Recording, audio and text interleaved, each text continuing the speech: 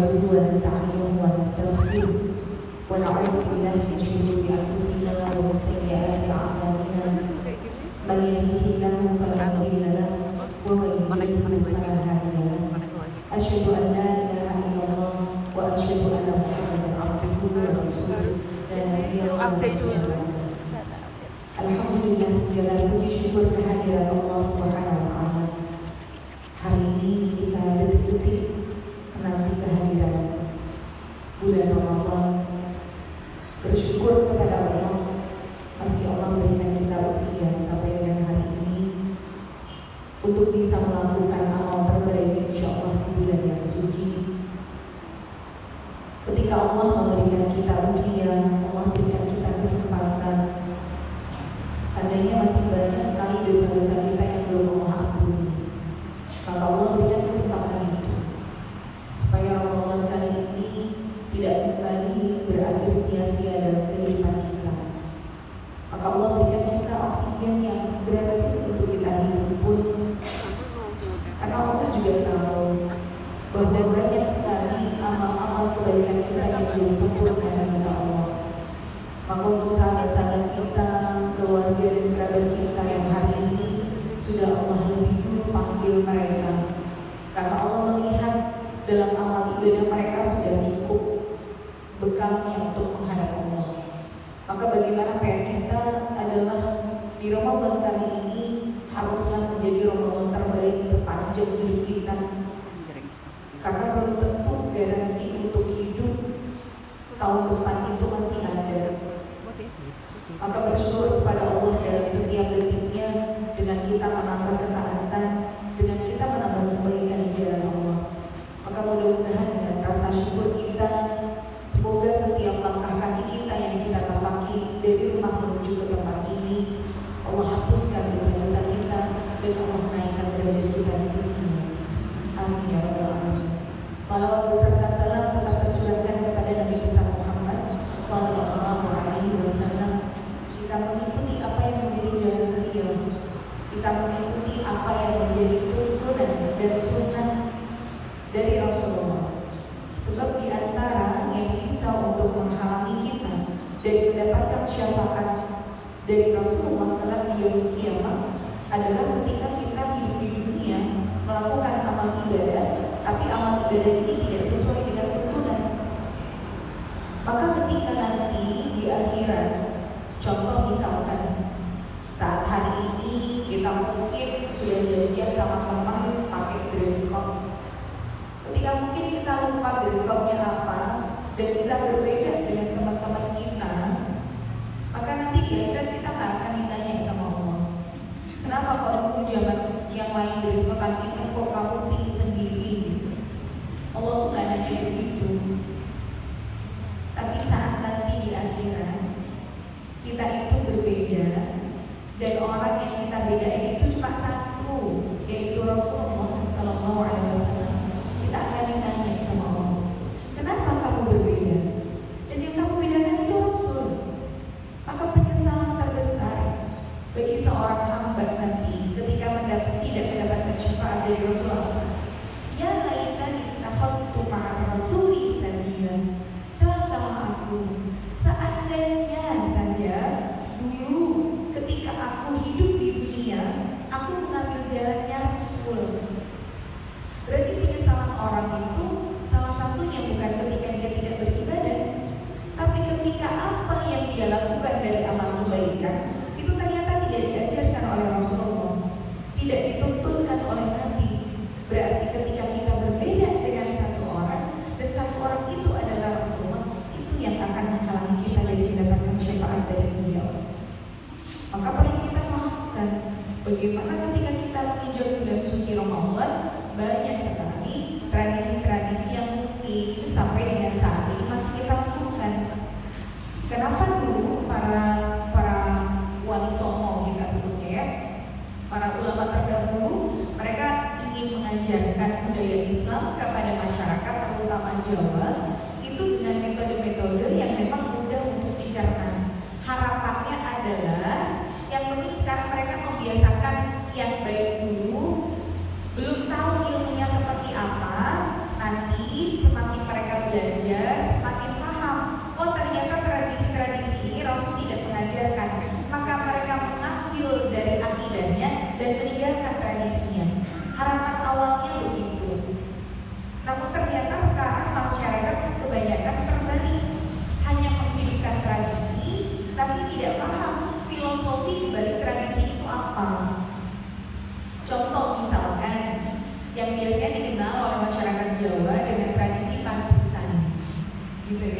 Biasanya tuh kalau besok Ramadan, hari ini tuh mulai yang berendam lah, umum lah, nyemplung di kali lah, ya. Biasanya kalau di sekitar Solo itu yang saya temukan wah banget itu daerah Jambi.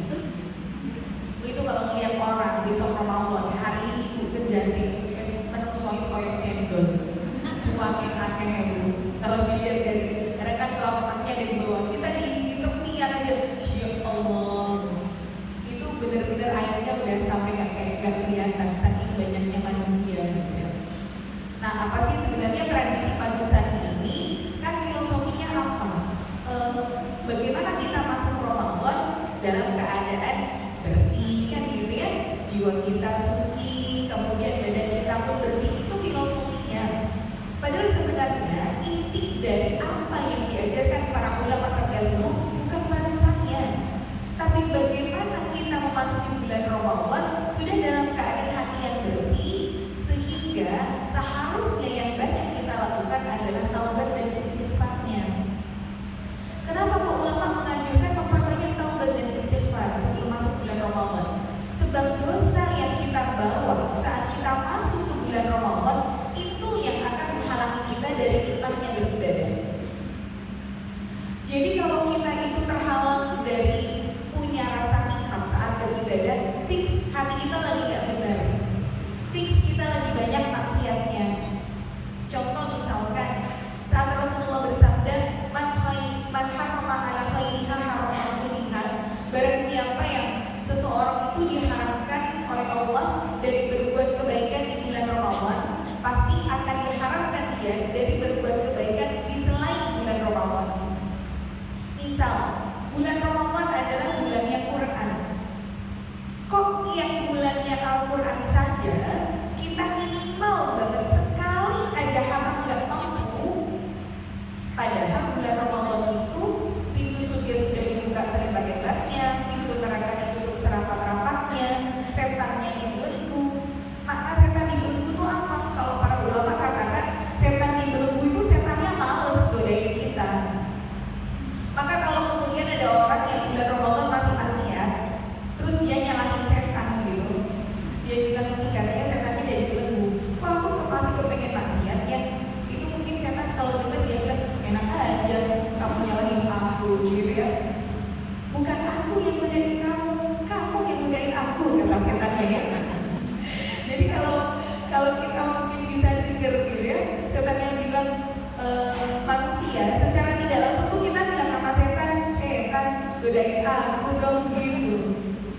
Karena setannya aja males loh godain kita. Kok tapi kita masih digoda gitu. Berarti kan kita yang godain setan. Maka kalau misalkan di bulan Ramadan minim banget sekali aja kita hatam gak mampu, maka dipastikan 11 bulan selain bulan Ramadan gak akan pernah kita bisa hatam Quran. Ketika bulan Ramadan yang hawanya itu sedekah luar biasa, bahkan sampai Rasulullah itu ketika beliau menjadi orang yang dermawan, bahkan kedermawanan beliau ketika bulan Ramadan itu melebihi kecepatan angin yang berhembus. Kalau ada orang yang bulan Ramadan sekedar untuk donasi, iftar, kemudian untuk fakir miskin nggak keluar sama sekali, itu yakin selain bulan Ramadan pasti dia pelitnya alhamdulillah, cetil dari uang pasti itu. Karena yang diharamkan dari berbuat kebaikan di bulan Ramadan, Allah haramkan dia dari berbuat kebaikan di selain bulan Ramadan. Maka kenapa kita diperintahkan bukan padusannya, tapi perbanyak taubat dan istighfar. Karena kalau kita masih gembol dosa masuk bulan Ramadan, berat kita beribadah. Jangankan terawih yang setiap hari, kadang orang nggak terawih aja nggak ada rasa bersalah. Kemudian pikirnya, alah terawih kan juga cuma sunnah. Kalau aku kerjain aku dapat pahala, tapi kalau aku nggak kerjain kan aku juga nggak dosa. Kalau ada yang terawihnya nggak setiap hari rutin untuk mendisiplinkan waktunya saja dia tidak mampu, jangan harap dia bisa kena tahajud itu. Kalau selain bulan Ramadan, kalau nggak the power of kepepet lagi ada masalah, dia nggak akan tahajud. Maka coba kita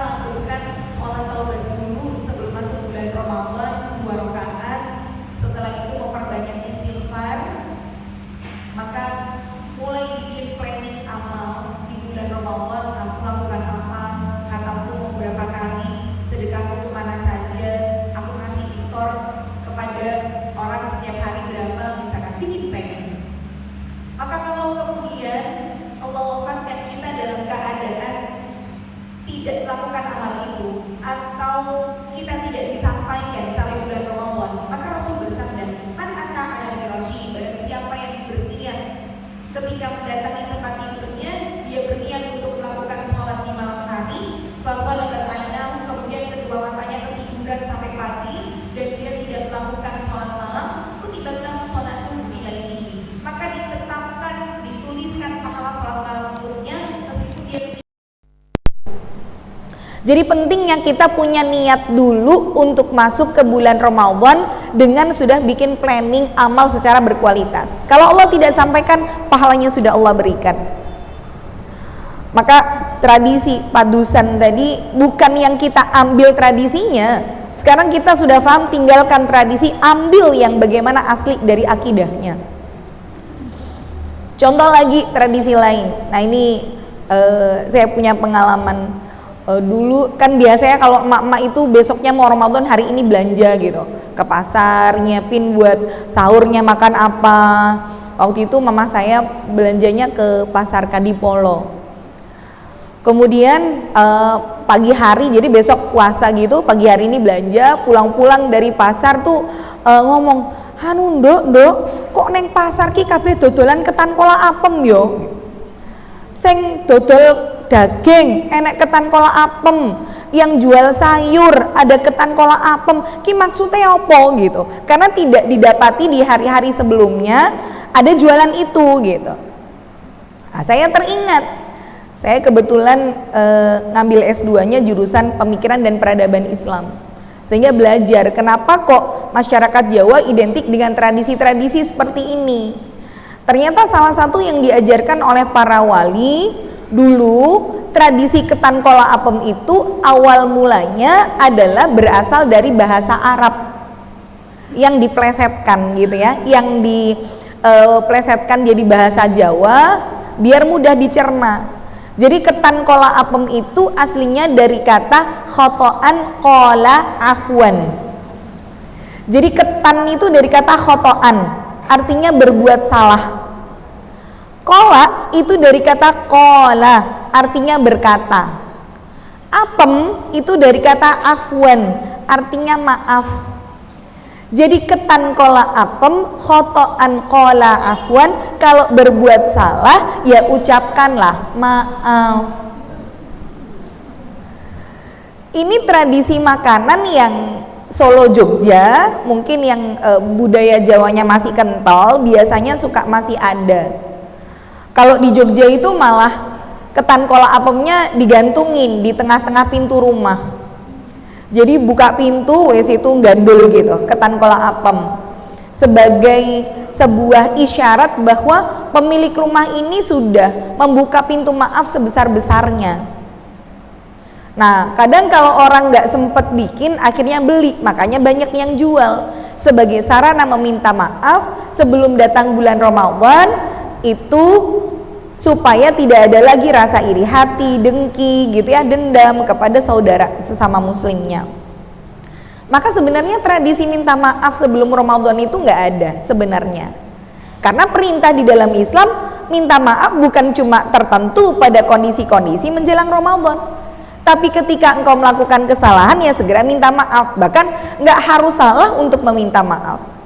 Kayak kita contoh misalkan dalam kehidupan suami istri, terkadang kan ada gesekan-gesekan. Kalau kita paham ilmunya, karena biasanya kodratnya seorang laki-laki yang sebagai kawam itu kan pemimpin. Yang namanya pemimpin itu ya kodratnya nggak mau dipimpin. Jadi kalau dia salah, ya maunya kita yang minta maaf, kan gitu ya. Jadi pemimpin itu bisa dibilang kalau punya satu peraturan, pemimpin tidak pernah salah. Peraturan yang kedua, kalau pemimpin salah, kembali ke peraturan pertama. Nah gitu ya. Jadi peraturan pertamanya, pemimpin tidak pernah salah. Sehingga kalau terjadi permasalahan antara suami istri gitu, kalau kemudian egonya masih sama-sama keras, ya nggak ketemu.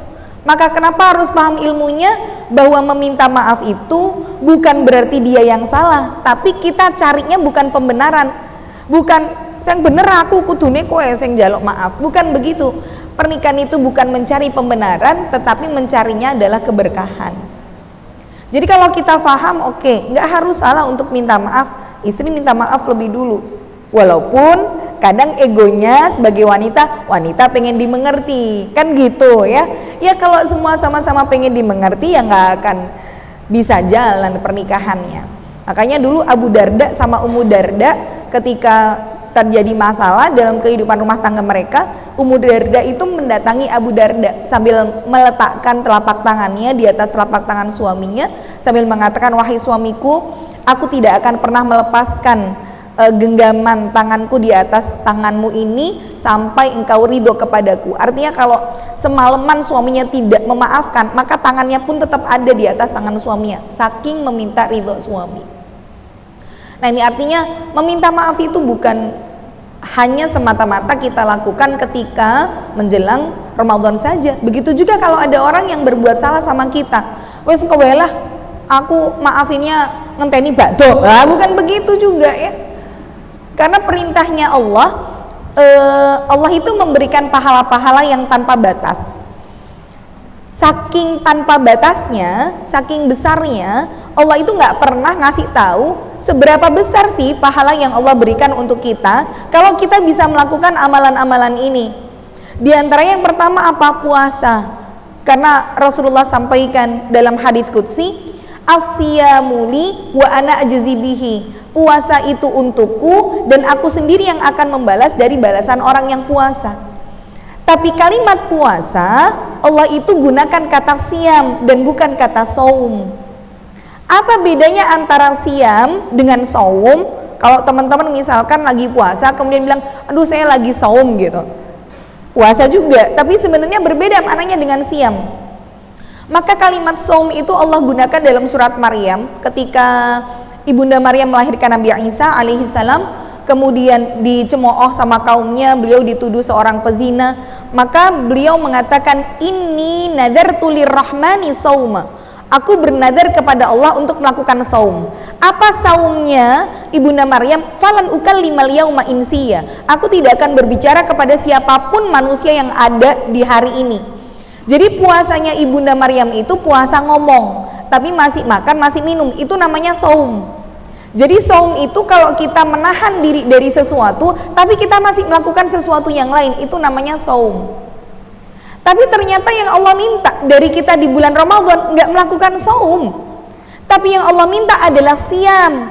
Perhatikan Al-Baqarah 183, kutiba alaikumus siyam, bukan kutiba alaikumus saum. Begitu juga dalam hadis-hadis yang lain, asyamu junnatun, puasa itu jadi perisai. Maka kalau puasa fala tarfuth wala tashab wala tajhal, jangan melakukan hal-hal yang bodoh, jangan ngomong kasar, jangan ngomong jorok, kan gitu. Maka kalau kita cuma bisa puasa, nahan lapar, nahan haus, tapi masih contoh tajhal itu melakukan hal-hal yang nggak bermanfaat.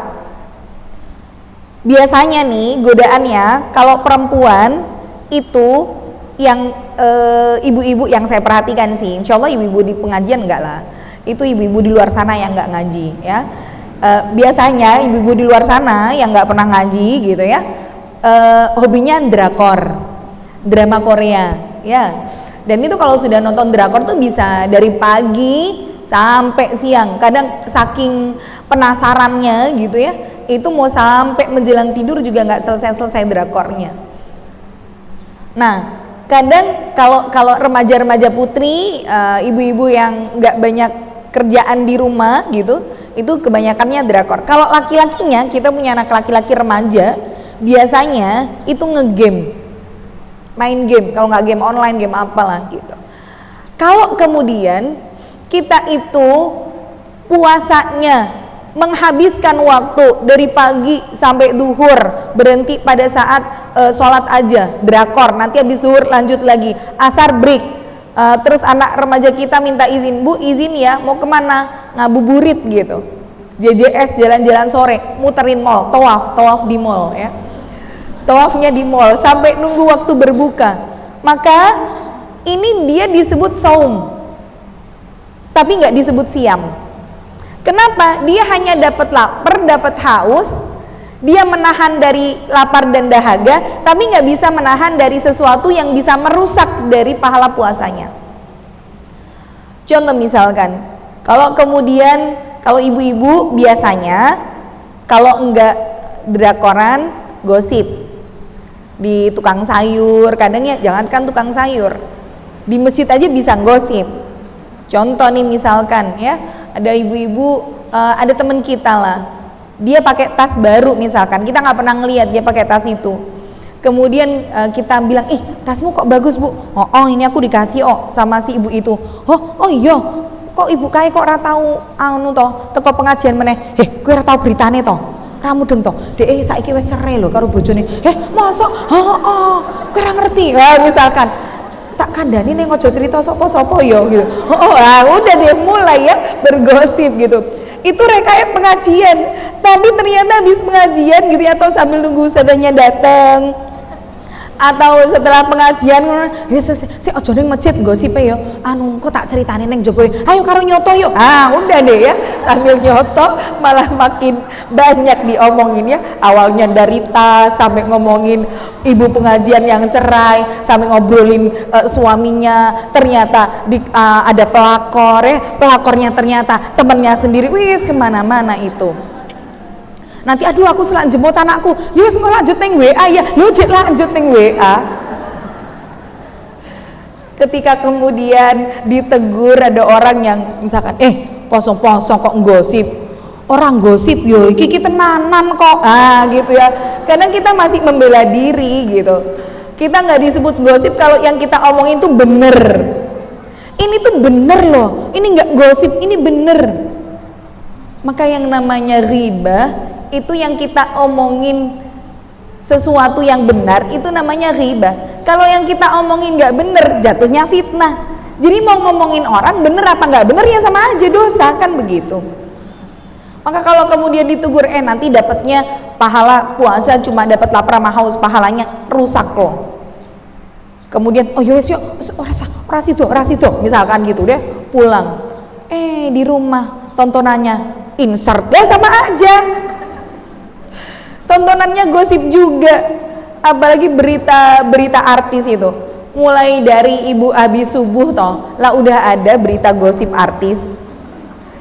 Habis itu nanti ngomonginnya ya di pengajian kadang ngomongin artis juga. Kok bisa ya itu cerai sama suaminya? Kalau aku jadi istrinya, gitu ya. Apa urusannya gitu sebenarnya? Jadi dia nggak ngosipin orang, tapi nontonnya berita gosip ya sama aja. Itu namanya kita sekedar dapatnya saum, nggak dapat siam, padahal perintahnya siam ya. Maka banyak orang hari ini ketika mempelajari tentang fikih puasa misalkan, itu apal dari hal-hal yang membatalkan puasa, tapi kadang nggak ngeh sama hal-hal yang bisa merusak dari pahala puasanya, padahal masih mending batal loh daripada rusak. Kalau batal tuh kita masih bisa makan minum, nah kalau rusak udah lapar, haus, nggak dapat pahala lagi, kan lebih eman-eman. Kadang kita suka nyebar hoax gitu ke anak. Kalau anak kita masih baru belajar puasa gitu, mungkin anak SD, ketika udah siang-siang, ya Allah mah haus banget, nggak kuat, sampai nangis. Kemudian kita bilang kepada anaknya, Lele, tahu nggak, kamu tuh siang-siang kalau nangis nanti puasamu batal. Nah, tuh banyak ibu-ibu nyebar hoax kalau nangis puasanya batal. Padahal nggak ada bu, silakan cari tuh di kitab fikih yang bisa membatalkan puasa. 1, menangis, nggak ada. Cari deh, nggak ada kitab yang menjelaskan menangis membatalkan puasa. Maka harusnya yang lebih kita concernkan adalah yang bisa merusak pahala puasa, bukan yang membatalkan. Karena banyak orang yang ketika Rasulullah sabdakan rubba min shaimin, banyak banget dari orang yang puasa nggak dapat pahala apapun selain dapatnya lapar dan haus. Kenapa? Nggak bisa nahan itu tadi. Maka ini pahala yang pertama yang Allah sebutkan lewat hadis qudsi, tidak ada batasannya, karena saking Allah sendiri yang ngebales pahala puasa dari orang tersebut. Yang kedua apa? Sabar. Innama yuwaffas sabiruna ajruhum bighairi hisab. Yang ketiga, wa man afa wa aslaha fa ajruhu 'ala Allah. Yang bisa memaafkan dan tetap berbuat baik, maka pahalanya langsung diberikan oleh Allah. Jadi di antara yang bisa diberikan pahala tanpa batas adalah memaafkan dan tetap berbuat baik. Jadi poinnya itu bukan cuma berhenti di memaafkan. Ketika ada orang yang berbuat salah sama kita, kemudian minta maaf, dan biasanya sih karena perempuan itu adalah makhluk yang paling handal dalam mengingat kesalahan orang. Padahal kadang naruh kunci motor di mana aja sering lupa. Neng tidak mau kunciku tak deleh yo gitu ya. Kadang kacamata udah dipakai aja masih dicariin. Masker nyantol aja masih begini, gimana maskerku, mana maskerku, padahal masih nyantol sama dia. Itulah perempuan, dia sering banget lupa naruh sesuatu, tapi urusan kesalahannya orang, buat 10 tahun yang sudah berlalu itu diinget terus. Detail kejadiannya, kapan, jam berapa, tanggal di mana. Baik kalau sudah suaminya yang buat kesalahan. Makanya kadang kalau orang berbuat salah sama kita kemudian sudah minta maaf, kadang wanita bilangnya, oke, ya udah. Untuk memaafkan iya, tapi untuk melupakan tidak. Gitu ya. Jadi maafin mau, tapi melupakan nggak mau gitu. Padahal poinnya yang Allah sebutkan itu yang ajruhu 'ala Allah, yang pahalanya tanpa batas, nggak berhenti di afa, nggak berhenti dimaafkan. Tapi gimana caranya tetap memaafkan dan tetap bisa berbuat baik. Nah, sulitnya di situ. Bisa nggak kita tetap ngapii orang yang udah berbuat salah sama kita? Maka ketika tradisi minta maaf itu sebenarnya bukan kemudian harus dilakukan sebelum Ramadan saja. Yang lebih penting poinnya adalah bisa nggak kita maafin orang yang sudah berbuat salah sama kita dan kita tetap berusaha berbuat baik tanpa melihat bagaimana kesalahan dia ke kita, ya. Maka tradisinya dihilangkan, kita ambil dari bagaimana intisari akidah, bagaimana yang diperintahkan oleh Allah dan Rasulnya. Kemudian juga tradisi-tradisi lain diantaranya ini yang menjadi pembahasan kita, yaitu ziarah kubur atau biasanya orang bilang apa ya, nyadran misalkan gitu, yang biasanya banyak dilakukan di bulan Rajab. Sebenarnya dalam masalah ziarah kubur itu tidak ada larangan, mau dilakukan bulan Rajab mau bulan Syawal silahkan gitu ya. Maka Rasulullah sabdakan, kuntu nahaitukum an ziyaratil kubur, tadinya aku larang kalian ziarah kubur. Jadi ziarah kubur itu awalnya diharamkan sama Rasul. Kenapa kok ziarah kubur itu diharamkan? Karena banyak sekali kesyirikan yang terjadi pada saat kita ziarah kubur. Maka kesyirikan terjadi itu pertama kali pada zamannya Nabi Nuh alaihissalam. Nabi Nuh itu disebutkan usianya 1250 tahun usia beliau. Tapi ketika beliau berdakwah selama 950 tahun, yang menjadi pengikutnya itu nggak nyampe 15 orang. Sehingga dari para pengikut-pengikutnya ini menjadikan orang-orang soleh yang menjadi pengikut Nabi Nuh, ketika mereka meninggal dunia itu punya monumen, jadi dijadikan punya patungnya gitu ya di kuburan-kuburan mereka, yang Allah sebutkan di dalam Al-Quran namanya adalah wadda wala suwa'a, wadda suwa'a yaguth ya'uq nasra. Ini diantara 5 nama orang-orang solih yang menjadi pengikutnya Nabi Nuh alaihissalam. Apa yang mereka lakukan di kuburan ini ketika mereka bikin patungnya? Mereka sebutkan la na'buduhum, loh kita tuh nggak nyembah mereka, nggak nyembah patung ini, tapi kita jadikan patung-patung ini illa linuqarribuhum ilaihi zulfa, hanya sebagai cara untuk mendekatkan kepada Allah lebih dekat. Jadi patung-patung orang soleh ini dijadikan sarana supaya doa mereka lebih dikabulkan sama Allah. Maka inilah awal mula terjadi kesyirikan di muka bumi. Karena apa? Disebabkan karena ziarah kubur. Makanya Rasulullah larang supaya tidak ada kesyirikan lagi. Tapi kemudian Rasulullah melanjutkan dalam hadisnya fazuruha, tapi sekarang ziarahilah. Fa innaha tuzahidu fid dunya, karena dengan ziarah kubur itu akan mampu untuk menjadikan kalian punya sikap zuhud terhadap dunia, wa tudzakirukum bil akhirah, dan mengingatkan kalian akan akhirat.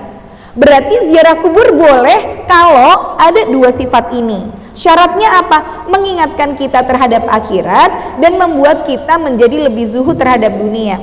Tidak boleh dengan niatan-niatan lain.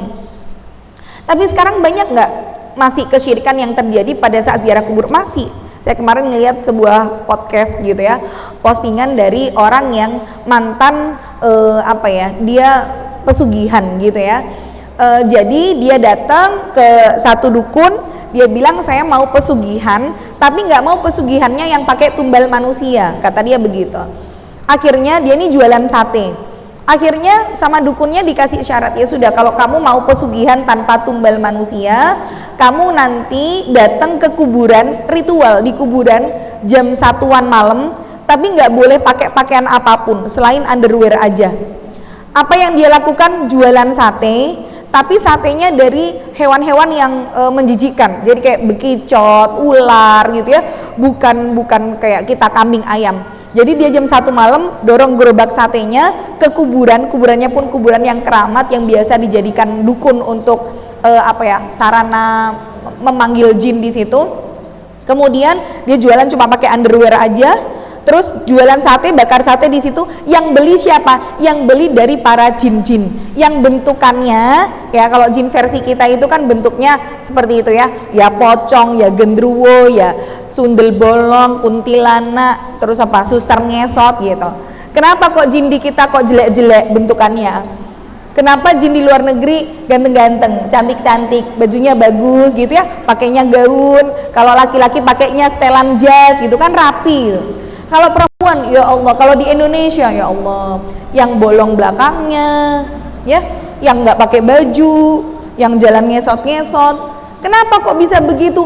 Loh, itu sebenarnya bisa disebutkan bahwa karakter orang Indonesia itu bisa terlihat dari cara membentuk hantu aja, membentuk jin aja, wes ketok sama orang luar negeri.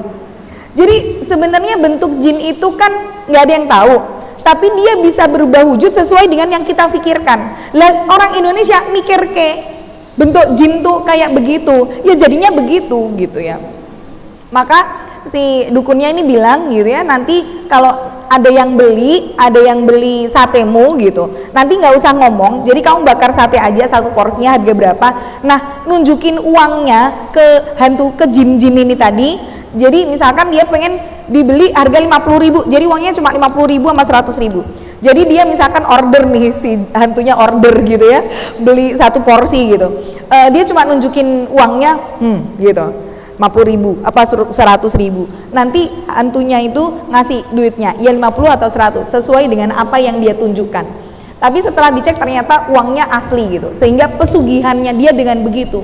Jadi semakin pengen kaya, ya semakin sering dia jualan di kuburan tengah malam. Nah ini sebagai contoh saja, berarti banyak orang dalam berziarah kubur niatnya bukan untuk mengingatkan akhirat, melainkan kesyirikan.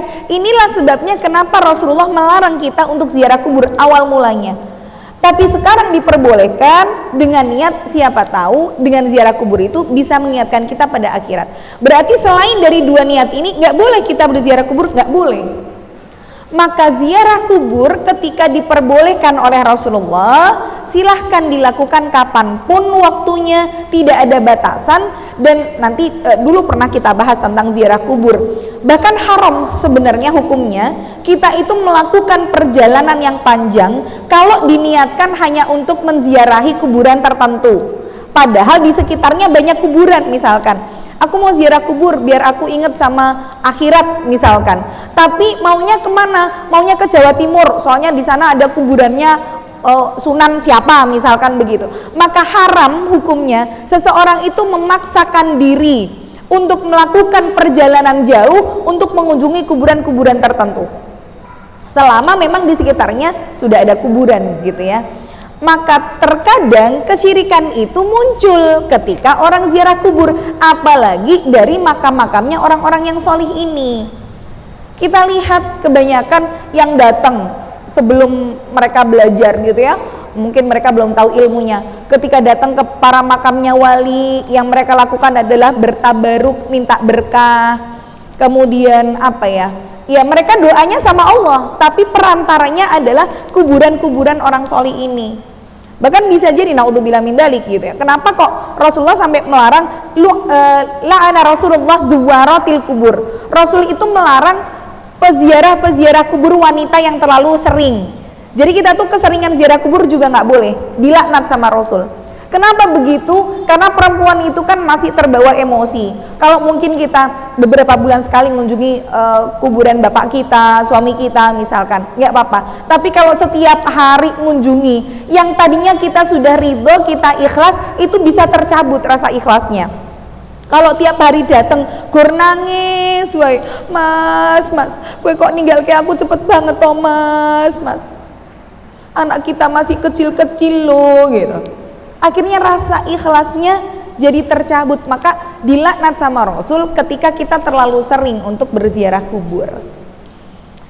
Maka di antara kesyirikan itu adalah ketika kita minta kepada Allah tapi pakai perantara orang solih ini, sekalipun itu Rasul. Jadi kalau teman-teman lagi umroh, lagi haji di Raudhah adalah tempat yang mustajab, tapi tidak boleh menjadikan Rasulullah sebagai sarana untuk terkabulnya doa. Ya Rasulullah, sampaikan salam kami kepada Allah, tolong sampaikan hajat kami kepada Allah ya Rasul. Nah, itu menjadi syirik itu. Ketika menjadikan Rasul sebagai perantara untuk terkabulnya doa. Nah, jadi teman-teman perlu pahami ya, bahwa dalam masalah akidah dengan masalah fikih itu berbeda. Kalau masalah yang berbeda kita adalah hukum fikihnya, maka kita masih memberikan toleransi. Contoh misalkan nanti kalau dalam masalah hukum gitu ya, hukum membaca Al-Quran di sisi kubur, hukum mengirimkan pahala membaca Al-Quran di sisi kubur, ini masalah fikih ya. Sehingga nanti ada perbedaan pendapat di kalangan ulama, kita mau mengambilnya yang mana sesuai dengan kemantapan hati. Walaupun di antara perbedaan pendapat di kalangan ulama ini ada yang paling rojih, ada yang paling kuat pendapatnya.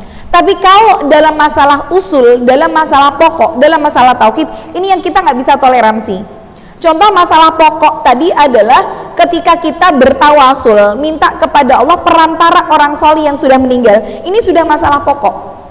Sehingga nggak ada terjadi perbedaan pendapat di kalangan ulama, apakah boleh atau tidak kita datang ke kuburan wali dan minta berkah dari kuburan itu. Itu nggak ada perbedaan itu. Karena itu sudah masalahnya tauhid. Tapi kalau hukum membaca Al-Quran, hukum mengirim pahala, itu nanti terjadi perbedaan. Maka contoh, saya mau sharing sedikit. Beberapa waktu yang lalu saya ke daerah Jawa Timur gitu ya, karena di sana ada sebuah pesantren yang Masya Allah dengan banyak sekali santrinya, dan ternyata mereka sampai punya museum peninggalan Rasulullah. Jadi museumnya itu bahkan ketika saya datang, saya terbelalak gitu, maksudnya terkagum-kagum, karena yang saya tahu peninggalan Rasulullah itu banyaknya kan di Topkapi, di Turki. Tapi ketika di Turki saja, saya tuh tidak melihat jelas, misalkan kayak rambutnya Rasul, itu kan ditaruhnya di tempat gitu kan, gigi gerahamnya Rasul ditaruhnya di kotak. Jadi kita ngelihat kotaknya, bukan ngelihat giginya. Kalau di Turki itu begitu. Kita ngelihat rambutnya Rasul ya di tempat, tapi nggak tahu bentuk rambutnya Rasul tuh kayak apa gitu. Maka saya excited ketika di Jawa Timur itu ada satu museum, di mana museum itu barang-barang pribadinya Rasul dengan jelas ada di situ, ada sertifikat keasliannya. Di antaranya ada rambutnya Rasul, ada keringetnya Rasul, ada darah bekamnya Rasul, yang saya Masya Allah bisa ya punya begini gitu ya. Jadi mereka ada dua, jadi museumnya tuh ada di bagian luar, ada bagian dalam. Bagian luar itu yang boleh difoto, boleh di video, karena tidak dipakai dan tidak ada di dalam tubuh Rasul. Jadi kayak misalkan tombaknya Rasulullah, tongkatnya, busur panahnya asli 1400 tahun yang lalu, sampai kemudian surbannya Ali bin Abi Thalib itu ada semuanya. Nah, masuk ke satu ruangan namanya Raudhah. Raudhah versi mereka adalah ini barang-barang yang dipakai sama Rasulullah. Di antaranya ada jubahnya Ibunda Fatimah. Kemudian ada rambutnya Ibunda Fatimah. Jelas itu di dalam tabung gitu ya. Cuman kalau rambutnya Ibunda Fatimah ini memang hanya boleh perempuan saja yang melihat, karena rambut itu walaupun sudah terlepas dari kepala kita, itu tetap aurat ya. Jadi kalau teman-teman misalkan nyisir rambut terus rambutnya rontok, terus dibuang gitu aja ke tempat sampah, ditemu sama tukang sampah, itu aurat dan kita berdosa. Karena rambut yang rontok itu terlihat oleh orang lain.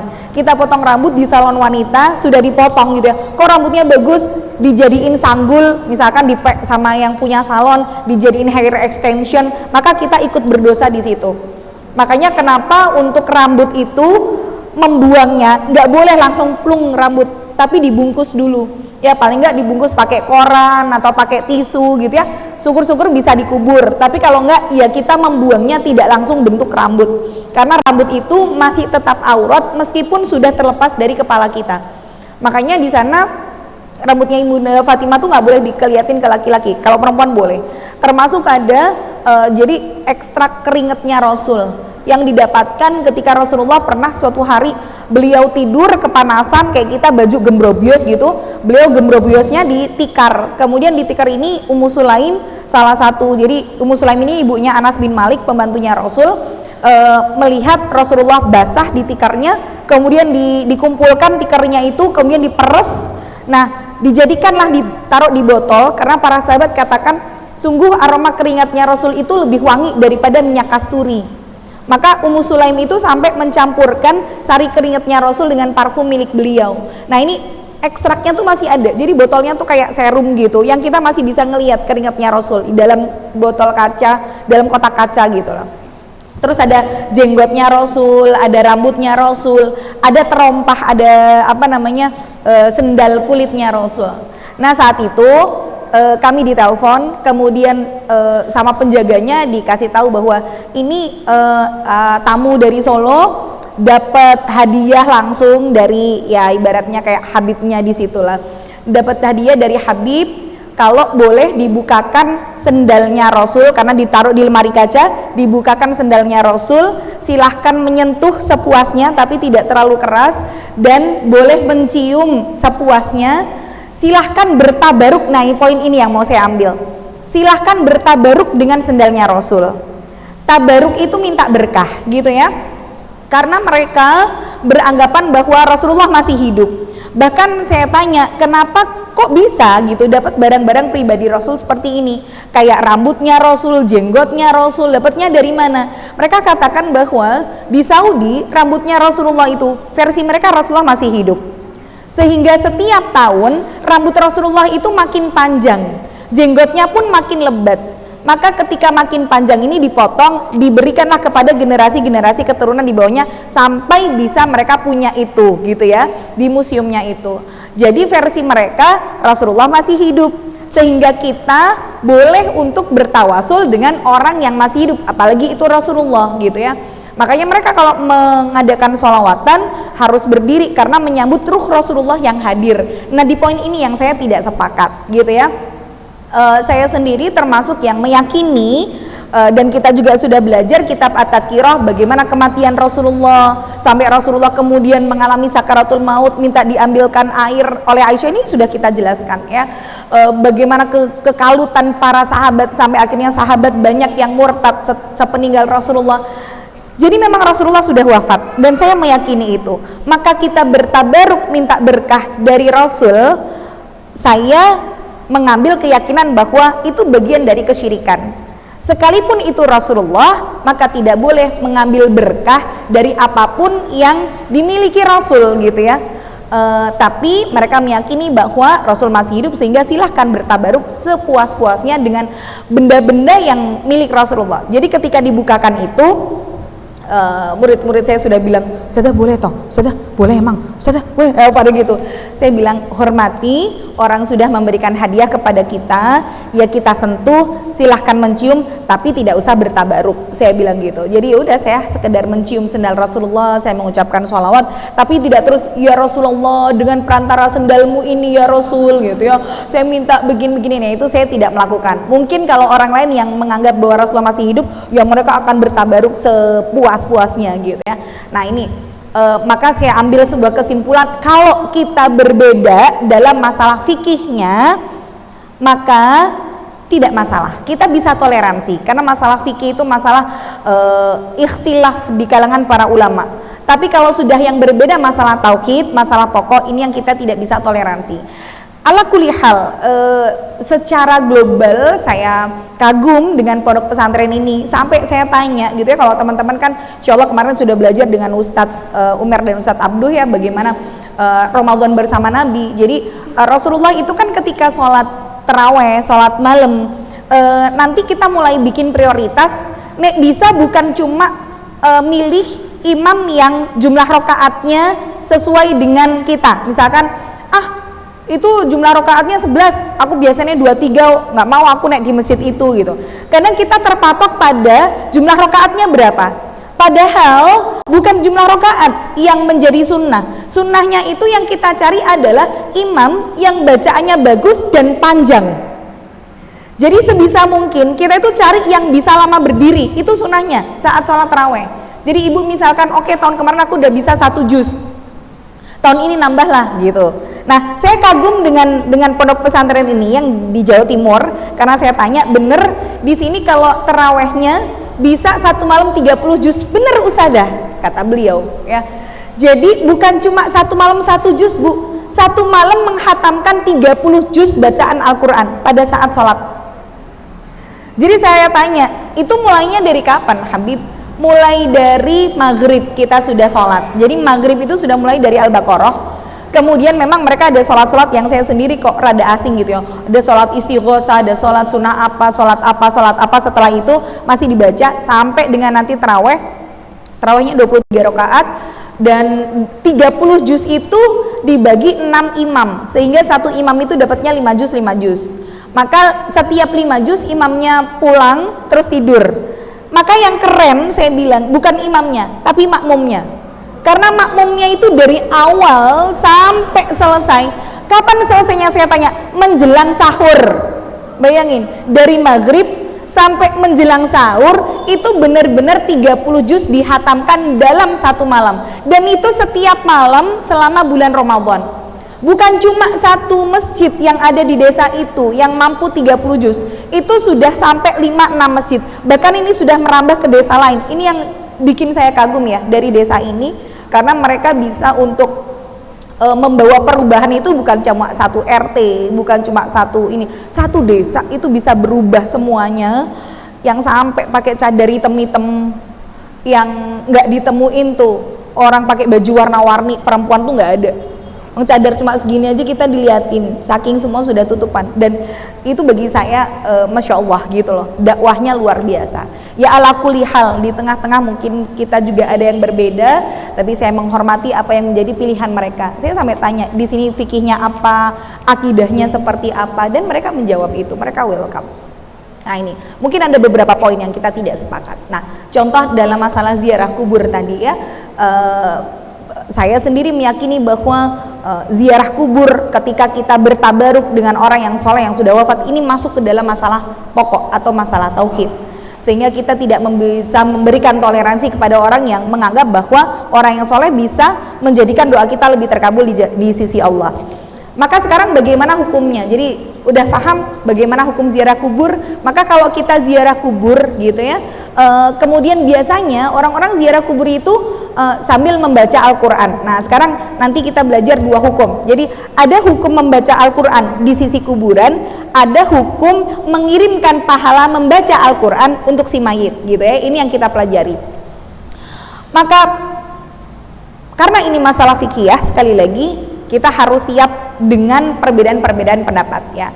Pendapat yang pertama mengatakan tidak boleh, atau Syekh dari Saudi sampai mengatakan bahwa membaca Al-Quran di sisi kubur masuk ke dalam perkara bid'ah yang Rasulullah memang tidak menuntunkan itu.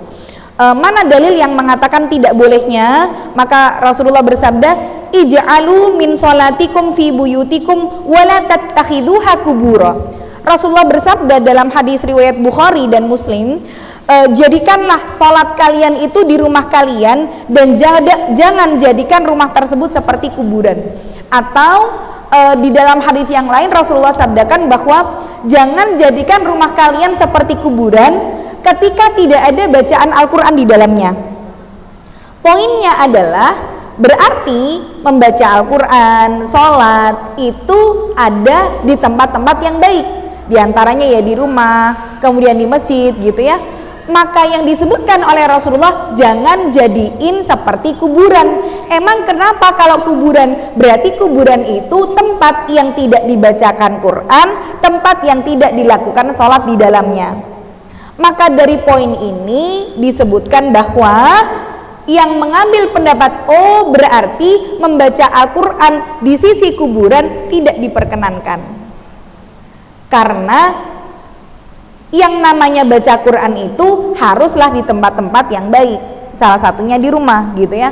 Makanya contoh misalkan kita dalam kondisi sholat wanita itu kan paling afdol di rumah, bahkan di makda itu tempat, jadi kalau di rumah itu ada tempat bagian yang terkecil dari rumah kita, misalkan kamar gitu, itu lebih baik kita sholatnya di kamar daripada di ruang tamu, daripada di musola, kalau bagian itu adalah bagian terkecil dari rumah kita.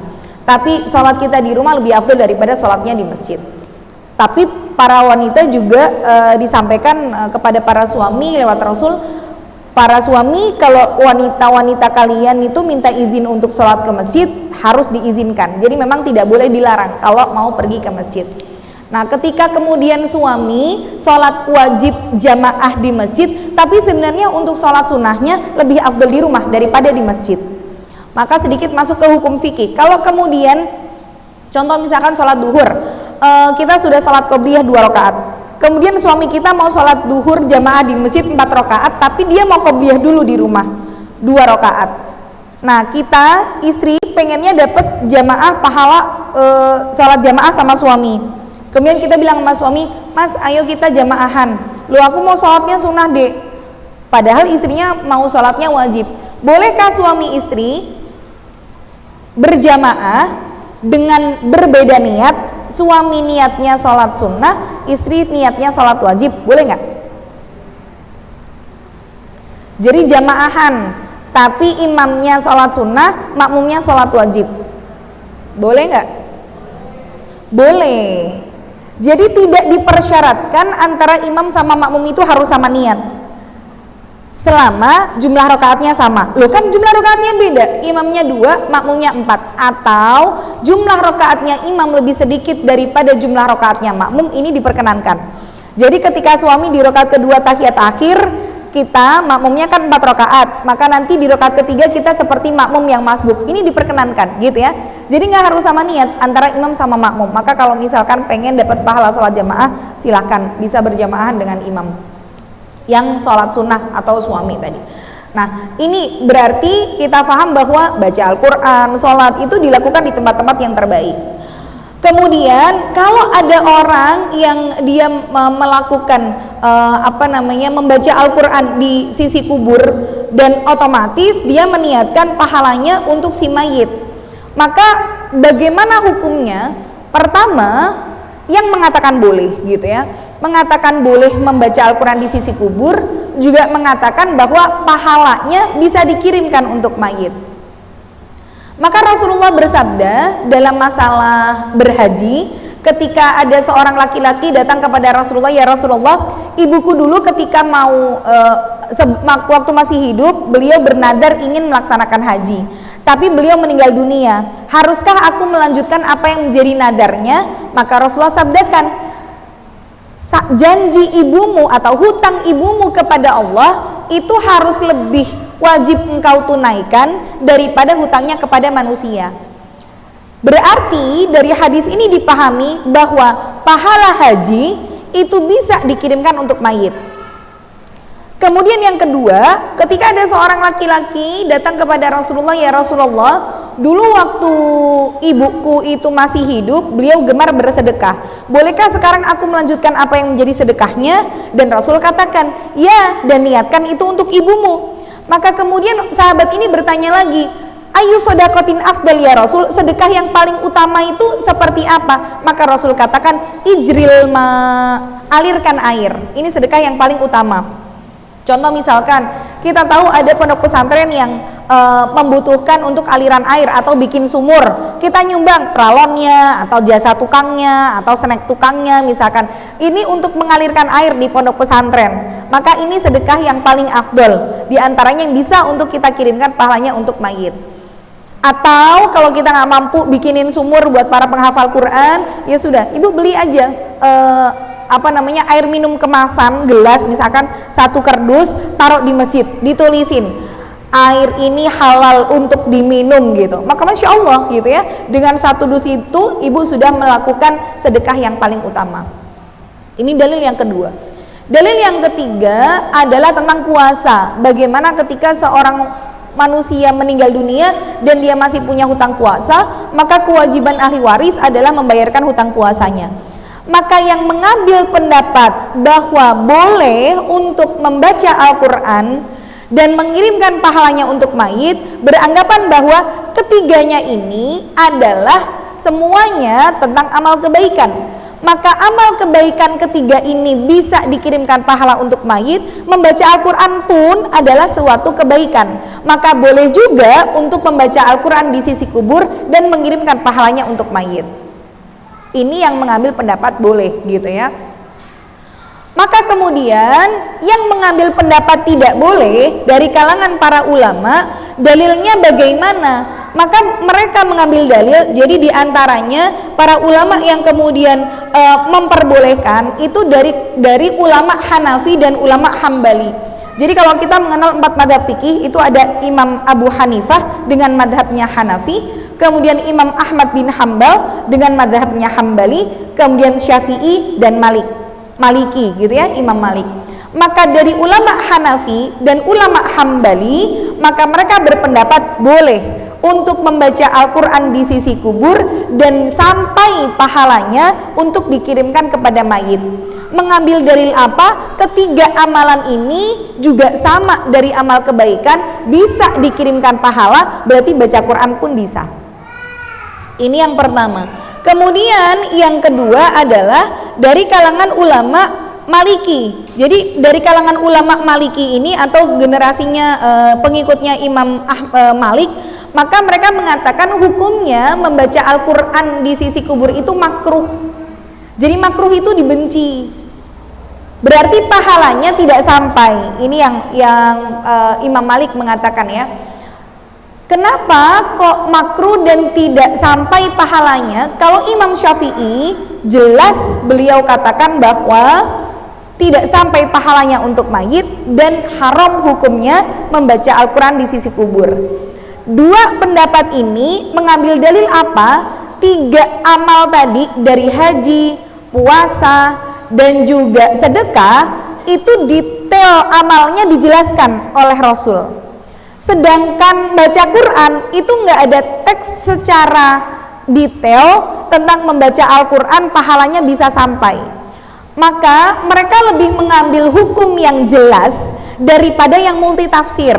Karena membaca Al-Quran ini tidak ada teks secara detailnya, maka mereka lebih mengambil pendapat bahwa hukumnya makruh atau bahkan bisa sampai kepada yang haram. Sedangkan yang mengambil pendapat boleh tadi, ketika kemudian Rasulullah pernah suatu hari didatangi oleh oleh para sahabatnya, dengan sahabat ini mengatakan, ya Rasulullah, enaknya jadi orang kaya. Kata para sahabat begitu. Loh, kenapa kok jadi orang kaya itu enak? Iya ya Rasul, orang kaya itu bisa masuk surga lebih dulu daripada kita. Kenapa kok bisa duluan orang kaya masuk surga? Pertama, kalau kita sholat mereka sholat, pahalanya sama. Kita puasa, mereka puasa, pahalanya juga bisa sama. Lah mereka sedekah, kita karena orang miskin nggak bisa sedekah. Berarti kan mereka lebih punya peluang masuk surga lebih besar daripada kita yang orang miskin. Maka di situ Rasulullah katakan, likulli tasbihatin shadaqah, setiap tasbih kita sedekah.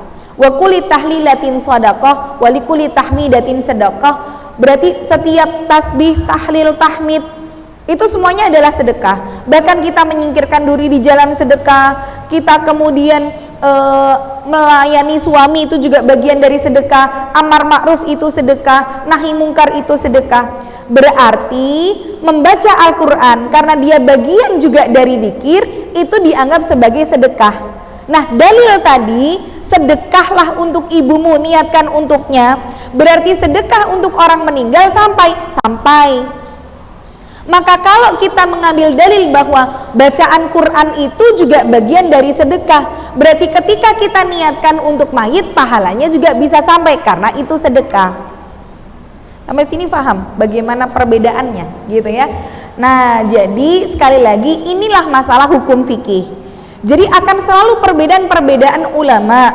Kalau para ulama saja berbeda dan mereka menghormati satu sama lain, tentang perbedaan pendapat itu janganlah kita yang jadi pengikutnya malah gontok-gontokan. Kita itu levelnya bukan ulama, kita itu levelnya juhala. Jadi kalau ulama itu dari kata alim, orang pinter, orang yang berilmu, alim, ulama. Kalau kita orang bodoh, namanya jahil. Jahil itu bentuk jamak atau pluralnya adalah juhala. Jadi kita bukan ikhtalafal ulama, kita ikhtalafal juhala gitu ya. Jadi jangan sampai yang para ulamanya saja mereka berbeda pendapat tapi mereka menghormati satu sama lain. Jangan sampai kita yang juhala ini malah gontok-gontokan karena mempermasalahkan hukum yang berbeda-beda. Nah, maka dari kesemua pendapat ini ada yang mengatakan boleh, ada yang mengatakan makruh, ada yang mengatakan haram. Maka kalau ditanya secara pribadi, saya pribadi gitu ya, saya tidak menganjurkan teman-teman ngikutin saya. Saya secara pribadi termasuk yang mengambil kuat pendapat bahwa membaca Al-Quran di sisi kubur tidak ada tuntunannya. Maka tidak bisa untuk mengirimkan pahalanya sampai kepada mayit. Karena Al-Quran itu yang lebih penting adalah dibaca dan bisa memberikan syafaat untuk pembaca, bukan yang dibacain. Saya mengambil pendapat yang ini. Ketika Rasulullah sabdakan, ya'ti yaumul qiyamah Al-Quran syafi'an di ashabihi, hari kiamat itu Al-Quran datang memberikan penolong, memberikan syafaat bagi para pembacanya.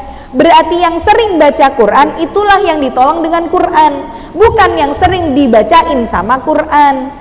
Kalau ada orang yang hari ini mungkin dia baca Quran saja nggak bisa, tapi dia punya duit banyak, dia wasiat sama keluarganya, besok kalau aku meninggal tolong ya, kamu datang ke pondok-pondok tahfidzul Quran, kasih mereka uang, suruh mereka hatamin Quran banyak-banyak buat aku.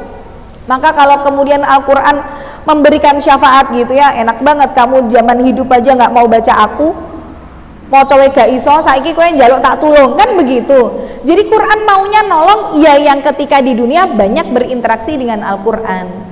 Maka sekali lagi ini khilaf, perbedaan pendapat. Monggo ibu teman-teman lebih mantepnya mau ngambil pendapat yang mana, tapi yang jelas sampai. Jadi kalau saya lebih mengambil pendapat pada yang tidak ada perbedaan pendapat, lebih saya lakukan daripada yang terjadi perbedaan pendapat.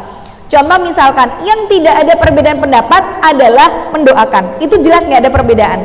Maka yang dilakukan saat ziarah kubur yang paling afdol apa? Mendoakan, bukan baca Quran. Maka saat kita dikubur itu termasuk diantaranya ada beberapa tata cara untuk berdoa di kubur ya. Di antaranya doanya itu tidak boleh menghadap kuburan, tapi menghadapnya kiblat. Nah ini kesalahan kita, kadang nek ndonga madhepe kuburan nih. Misalkan ini kuburannya di tengah nih, contoh lah ini kuburan ya, misalkan nih, ini kuburan gitu ya. Terus kita datang misalkan ibu sama anak, ibunya madhep sini, anaknya madhep sini. Akhirnya doanya gini, Allahumma gfirlahu warhamhu wa'afihi wa'fu anhu, begitu. Nah itu doanya menghadap kuburan. Doa itu madhepnya kiblat. Sekalipun kadang kita doanya membelakangi kuburan nggak apa-apa, karena kita akan mintanya sama Allah gitu ya. Jadi banyak kesalahan-kesalahan terjadi saat dikubur tadi. Bagaimana cara mendoakannya? Maka sebenarnya yang paling penting adalah mendoakan, dan itu pasti sampai selama yang mendoakan orang solih.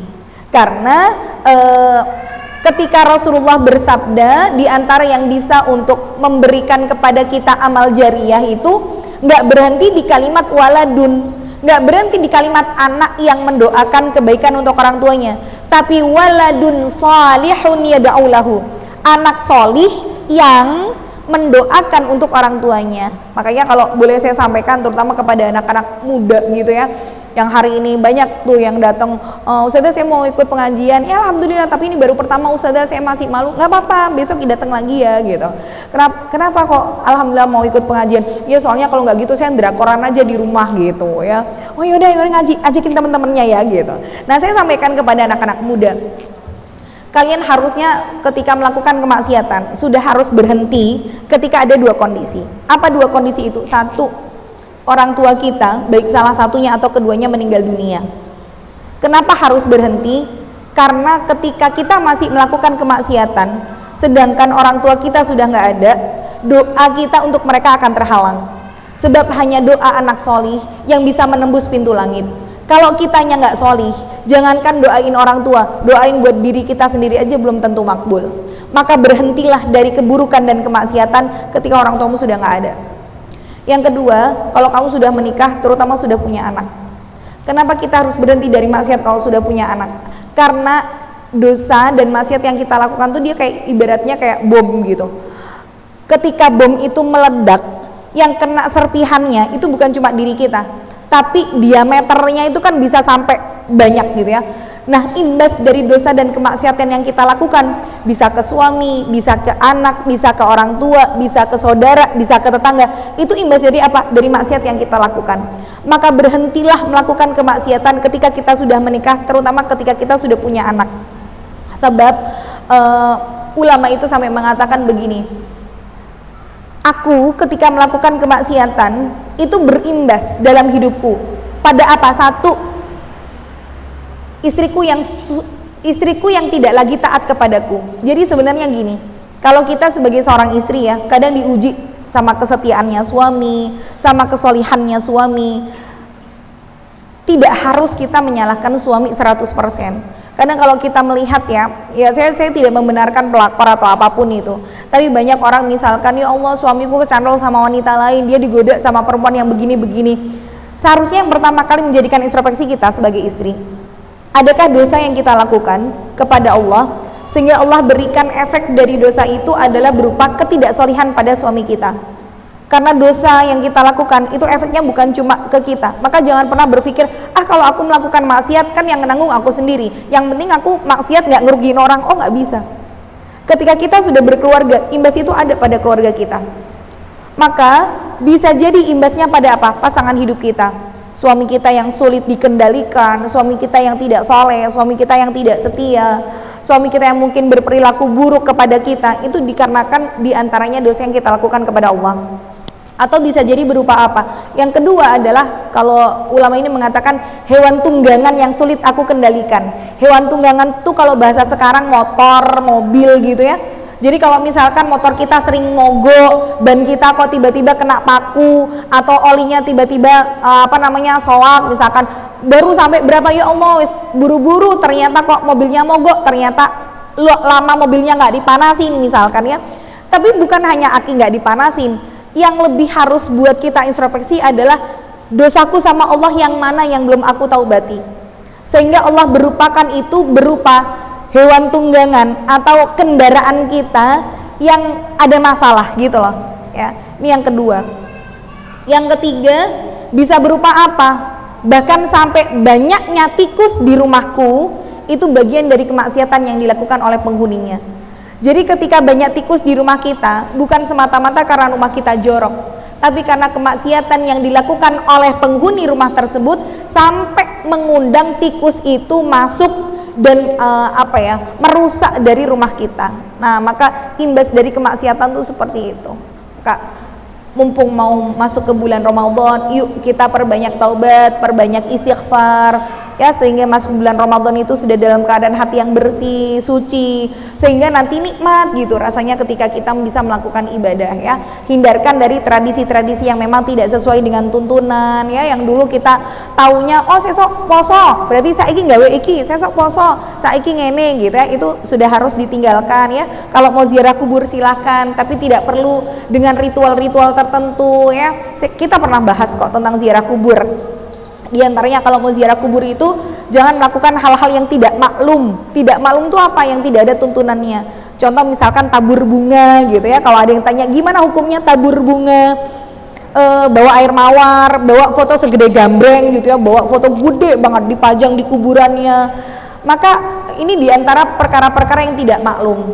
Kenapa tidak maklum? Kalau ada yang mengatakan begini, saya ingat sekali dulu saya ketika masih kuliah di Jakarta, kemudian mengajar. Jadi saya dulu kuliah tuh sudah nyambi kerja gitu, nyambi privat sana, nyambi ngajar sana. Saya ngelesi anak-anak di UI, saya ngelesi orang-orang waktu itu saya ngelesi mbah-mbah, nenek-nenek usia 73 tahun, dan dia seorang tour guide dunia ya. Dia sudah melakukan perjalanan keliling dunia 350 kali perjalanan.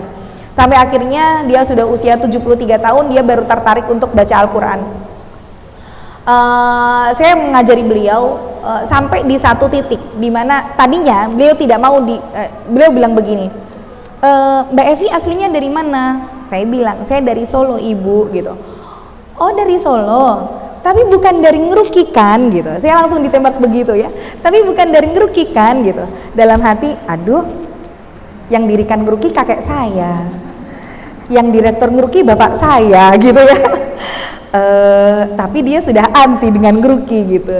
Tapi saya tidak berterus terang di situ. Saya cuma bilang enggak kok Nek gitu, karena saya khawatir kalau saya bilang dari Ngeruki dia sudah nggak mau belajar nih gitu. Jadi saya berbohong memang di situ. Saya bilang enggak kok Nek gitu. Terus Solonya mana gitu? Ya deket-deket Tipes itu, saya bilang gitu. Kan lumayan dia sama Ngeruki nggak jauh Tipes, saya bilang. Terus akhirnya mau tuh si nenek ini belajar gitu ya. Jadi alasan dia tidak mau belajar karena melihat berita yang ada di televisi gitu kan, bagaimana Ngeruki identik dengan terorismenya gini-gini ya, segala macam lah. Sampai di satu titik dia mempermasalahkan jilbab karena memang dia tidak berjilbab. Dia bilang jilbab itu tidak wajib. Kalau di Mekah kenapa diperintahkan pada zaman Rasul itu memakai jilbab? Karena kalau kita tidak memakai jilbab di Saudi, you will die, kata dia begitu. Kamu akan mati gitu, mati kepanasan karena saking cuaca yang panas. Dan saya juga tidak sepakat dengan orang yang masa itu nggak ngebolehin tabur bunga gitu. Nah poin ini sebenarnya yang mau saya bahas. Jadi banyak orang yang ke kuburan akhirnya tabur bunga gitu ya. Kenapa tidak diperbolehkan? Sebenarnya bukan tidak diperbolehkan, tapi saya bilang bahwa salah dalam mengambil kesimpulan. Jadi saat itu Rasulullah ketika berjalan melewati dua kuburan. Kemudian Rasulullah dikasih tahu sama Allah bahwa mendengar kuburan dua ini menangis.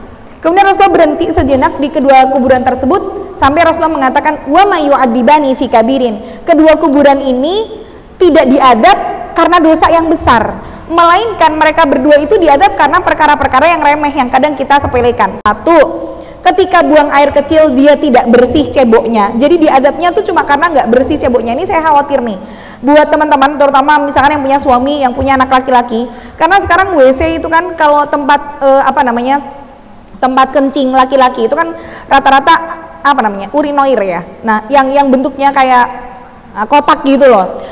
Padahal salah satu hal yang makruh ketika kita buang air kecil adalah di tempat yang keras.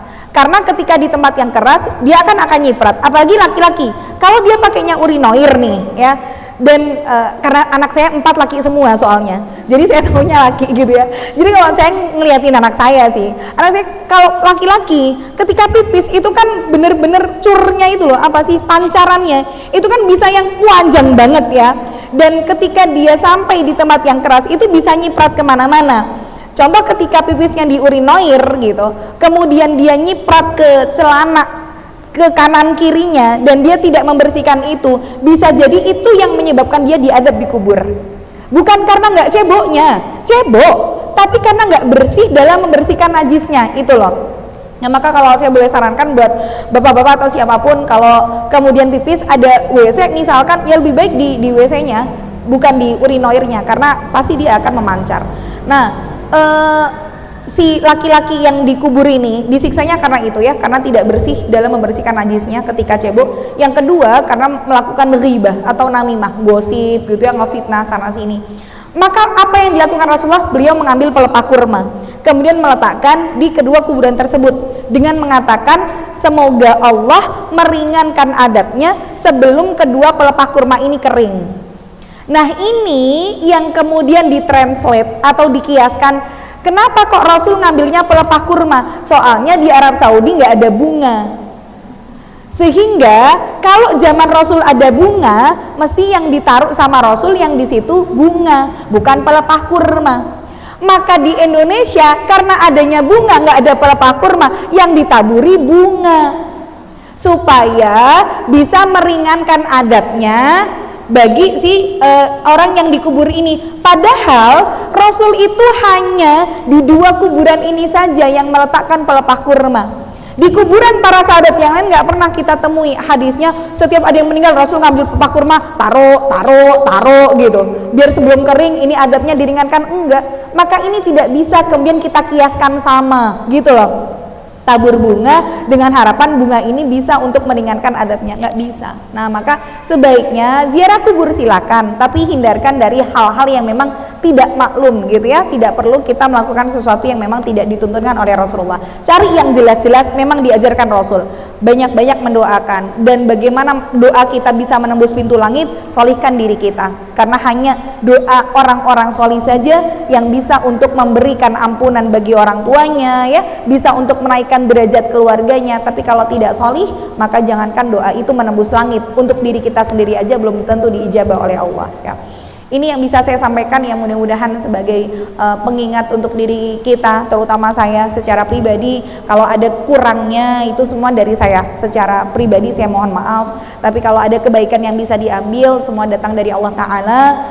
Barakallahu fikun ya, selamat menunaikan ibadah puasa, dimaafkan zahir dan batinnya ya, insya Allah. Mudah-mudahan sudah tidak ada lagi rasa benci, dendam, nggak suka ya. Kalau ada yang kurang berkenan, saya mohon maaf. Semoga Allah bisa sampaikan kita di bulan Ramadan, dan kita bisa keluar dari Ramadan menjadi alumni terbaik dengan sudah diampuni dosa-dosanya oleh Allah Ta'ala. Amin ya rabbal alamin. Barakallahu fikun, wabillahi taufiq wal hidayah. Wassalamualaikum warahmatullahi wabarakatuh.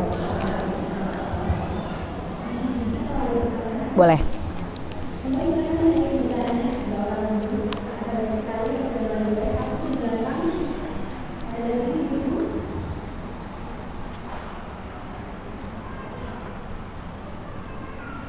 Itu.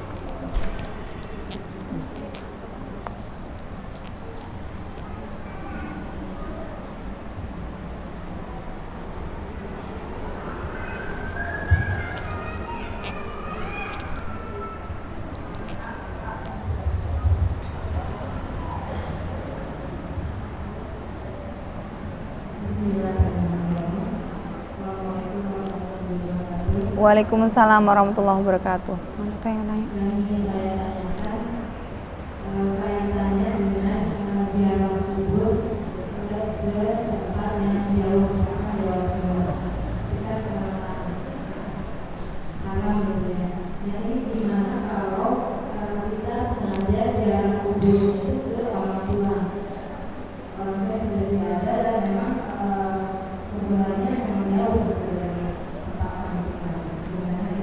Ya. Waalaikumsalam warahmatullahi wabarakatuh. Iya, terkait dengan ziarah kubur tadi ya, tidak boleh melakukan perjalanan yang panjang hanya untuk menziarahi kuburan tertentu. Artinya begini, saya juga, bapak saya dikuburkan di Ciamis karena asli bapak saya Jawa Barat. Di sana juga ada pesantren, jadi bapak saya pengen dikuburkan di pesantren yang sudah beliau bangun gitu. Akhirnya kalau kita ziarah, akhirnya ya harus ke Jawa Barat gitu ya. Apakah tidak benar-benar tidak boleh melakukan perjalanan panjang itu?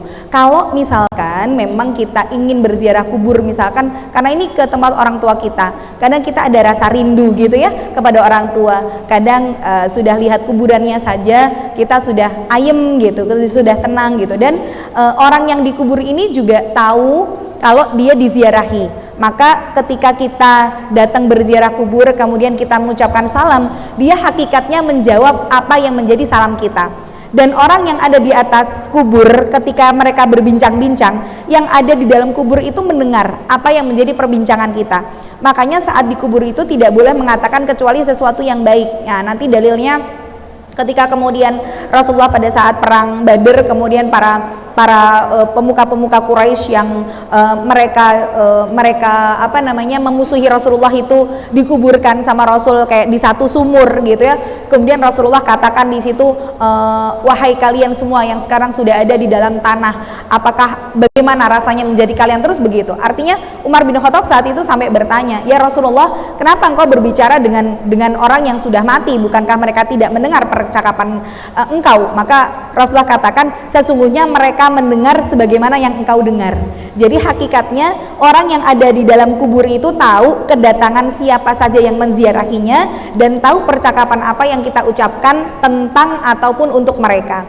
Maka kalau kita berziarah kubur dengan perjalanan yang jauh untuk mengunjungi orang tua, diperbolehkan. Yang tidak diperbolehkan itu mengunjungi makam-makam khusus gitu, kayak misalkan khusus makamnya wali yang sampai bener-bener yang kita itu ngepen, kayak apa sih bahasa Jawanya, bahasa Indonesianya ngepen kayak itu apa ya, jadi sampai berkorban gitu, berkorban tenaga, waktu, biaya, pokoknya aku kudu nih makame ini gitu.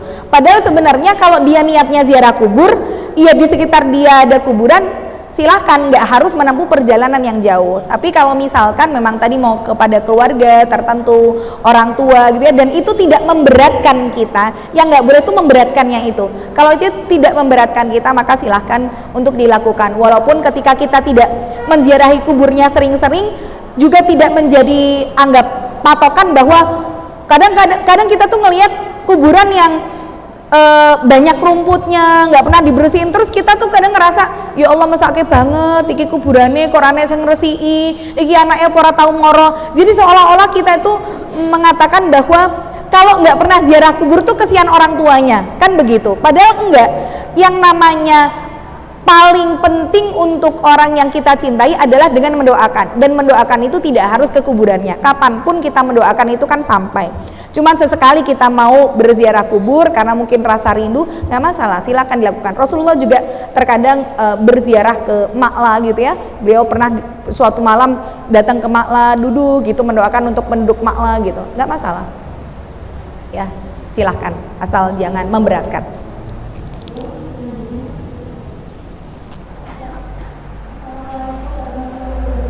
Waalaikumsalam warahmatullahi wabarakatuh.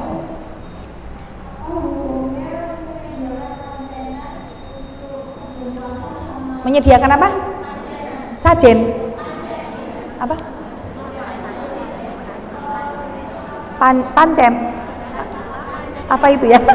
Saya nggak mudeng. Kayak sesajen gitu. Makanannya untuk apa dulu?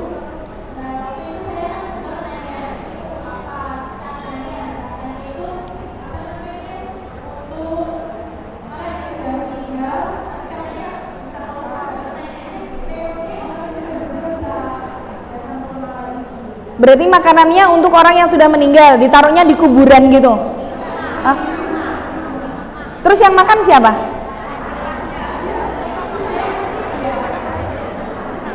Jadi ada orang yang meninggal, terus di rumahnya itu, terus orang-orang datang naruh makanan di situ gitu. Dibikinkan makanan buat orang yang udah meninggal. Yang makan? Ya.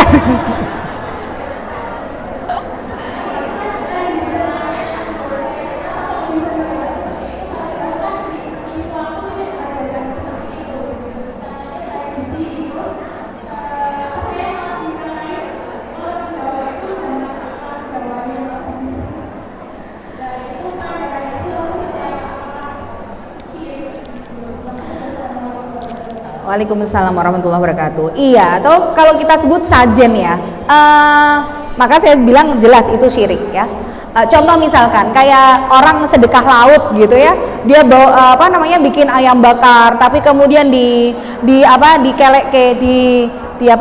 ditenggelamkan di laut gitu kan.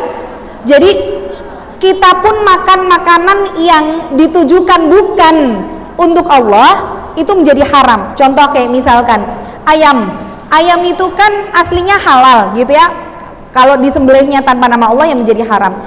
Tapi kalaupun dia disembelih dengan menyebut nama Allah, apakah sudah jadi halal? Belum tentu juga, tergantung dia disembelihnya dengan nama Allah, tapi untuk apa? Kalau kemudian untuk sedekah laut, untuk sesajen misalkan untuk orang yang sudah meninggal, maka kita pun datang misalkan, ya Allah eman-emane panganane je utuh misalkan gitu, lah ngasih buat orang meninggal, terus kita ngelihat kok je utuh eman-emane rarek semangan, terus kita makan makanan itu, maka itu hukumnya menjadi haram, karena makanan itu diperuntukkan bukan untuk Allah. Jadi yang disebut dengan makanan yang haram bukan cuma yang tidak disembelih dengan menyebut nama Allah, tapi yang disembelih menyebut nama Allah pun kalau tidak diperuntukkan untuk Allah atau untuk yang lain, maka itu menjadi haram.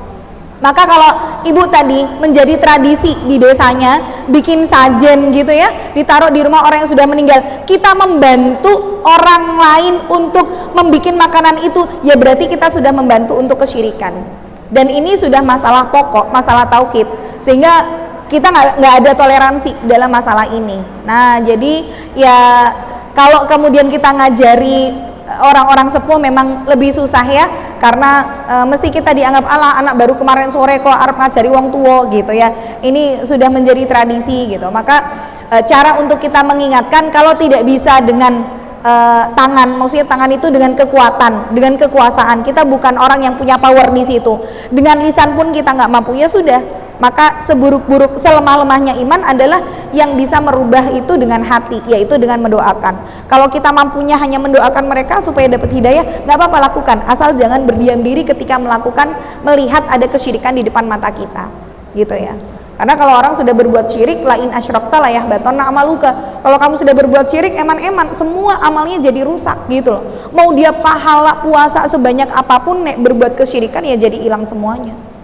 Maka jangan kita ikut berpartisipasi dalam mendukung kesyirikan yang ada di masyarakat kita. Ya.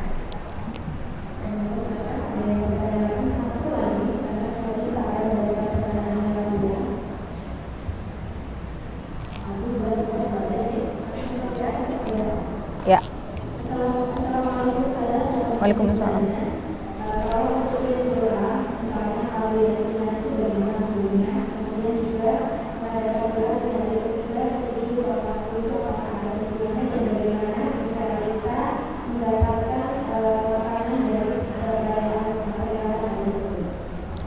Ya, pertama ngirim pahala Yasin. Sebenarnya ini yang tadi kita bahas ya, mengirim pahala bacaan Al-Quran tadi. Tergantung kita mengambil pendapatnya yang mana gitu. Kalau kemudian kita menganggap bahwa Al-Quran adalah bagian dari zikir dan zikir adalah bisa disebut sebagai sedekah, maka hakikatnya sedekah kepada mayit itu bisa. Tapi kadang saya berpikir, kenapa kok cuma Yasin doang gitu? Kenapa nggak Al-Baqarah gitu yang dikirimkan lebih panjang? Ya jadi pahalanya bisa lebih banyak gitu. Kenapa Yasin aja gitu? Jadi sebenarnya tuntunan untuk orang yang meninggal dibacain Yasin itu juga nggak ada gitu loh. Jadi kalau misalkan memang mau mengirimkan pahala, karena tadi termasuk yang perbedaan pendapat, lebih baik yang tidak ada perbedaan pendapat saja. Misalkan kita sedekah atas nama mayit, atau kita wakaf Quran atas nama mayit, dan itu saya bilang lebih banyak membantu mayit loh, daripada kita bacain Quran banyak-banyak yang belum tentu nyampe.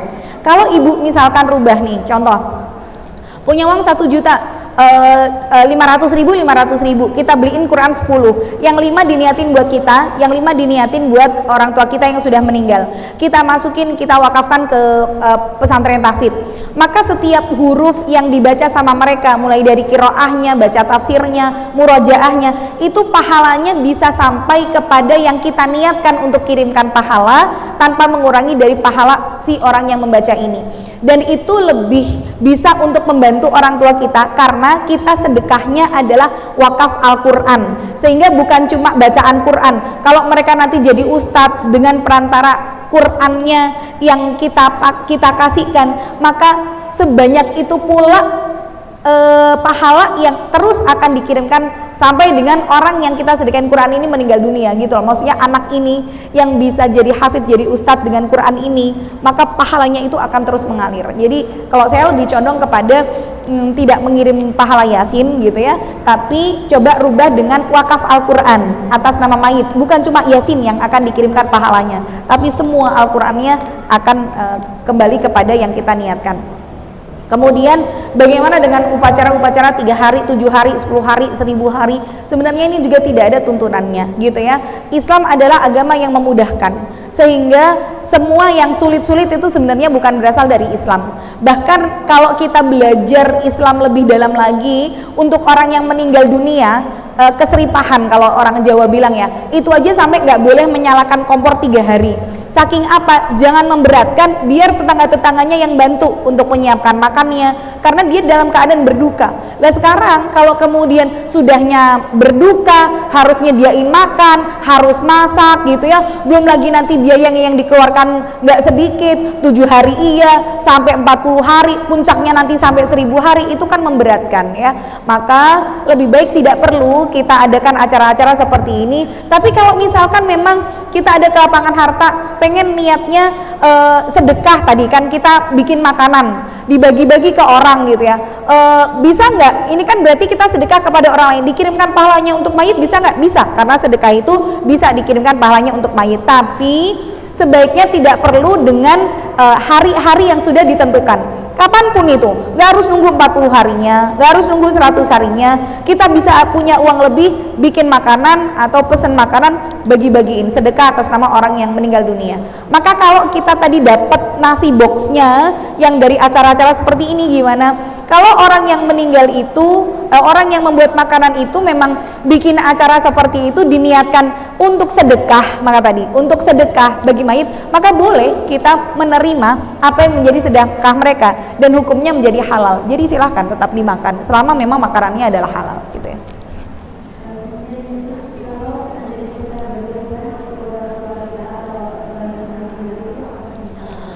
Untuk masalah berkurban, jadi berkurban ini terjadi perbedaan pendapat juga. Yang pertama mengatakan boleh karena kurban adalah sedekah, karena kita harus mengeluarkan uang gitu ya.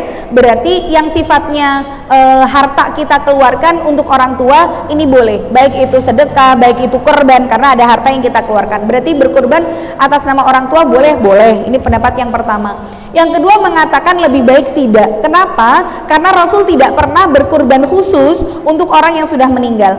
Tidak pernah kita dapati Rasulullah beli 1 unta, ini khusus Khadijah, ini khusus Rasul. Enggak. Tapi yang Rasul katakan adalah, ya Allah, ini dariku dan dari umatku yang tidak bisa berkurban di tahun ini. Maka sebaiknya orang yang sudah meninggal tidak dibelikan kurban khusus, tetapi include, dimasukkan kepada orang yang masih hidup. Dengan kita meniatkan mereka ke dalam bagian kurban kita, mereka sudah dapat pahala yang utuh sebagaimana kita berkurban tanpa mengurangi dari pahala kurban kita. Nah, ini yang lebih afdol. Tapi kalau rasane maremnya adalah beli kurban khusus, maka ada pendapat yang membolehkan karena tadi disamakan dengan sedekah untuk mayit gitu.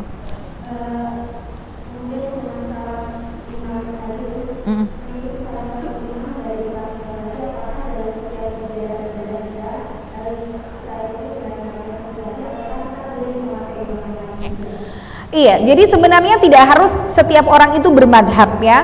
Kamu madhabnya apa? Syafi'i. Oh, aku Hambali. Nggak harus kita punya madhab. Tapi ketika kita mengatakan madhabku Syafi'i, berarti semua dalam rutinitas ibadah kita harus ngikut ke madhab Syafi'i. Maka saya termasuk orang yang tidak mengambil madhab apapun, tapi apa yang bersumber dari Quran dan Sunnah, mana dalil yang paling kuat, itu yang saya ambil. Jadi bisa jadi misalkan saya dalam berpakaian tidak mengambil madhab Syafi'i, karena Syafi'i termasuk yang menganggap bahwa cadar itu hukumnya wajib karena wajah adalah aurat gitu ya. Saya tidak mengambil pemahaman ini atau mengambil madhabnya Syafi'i, tapi mengambil madhab yang lain. Jadi artinya boleh ketika kita ibadah itu sholatnya mengambil madhab ini, ininya sedekahnya mengambil madhab ini, tapi tidak mengambil yang enak etok gitu loh. Tapi dari keempat ini mana yang paling kuat pendapatnya? Jangan cuma aku wudunya Syafi'i. Kenapa? Minimal 3 helai rambut. Soalnya udah basah, boleh kok wudunya kayak twing. Nah, misalkan gitu. Tapi nanti cadarnya nggak mau pakai Syafi'i karena nggak berat aku raiso nek cadaran. Nah, jadi bukan ngambil yang pena etok gitu loh maksudnya. Tapi mana di antara keempat ini yang paling kuat, itu yang kita ikuti. Jadi nggak harus kita bermadhab tertentu.